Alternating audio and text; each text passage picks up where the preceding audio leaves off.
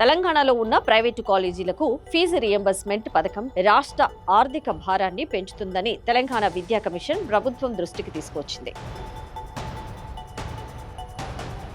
2 సంవత్సరాలు పనితీరు సరిగ్గా లేని ప్రైవేటు కాలేజీలకు ఈ పథకాన్ని ఉపసంహరించాలని నివేదికలో సూచించింది.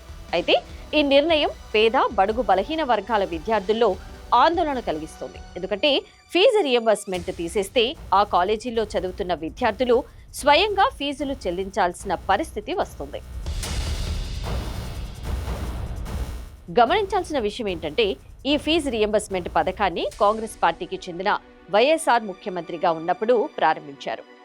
ఇప్పుడు అదే కాంగ్రెస్ ప్రభుత్వం ఈ పథకాన్ని క్రమంగా తగ్గించే దిశగా అడుగులు వేస్తోందని విమర్శలు వినిపిస్తున్నాయి.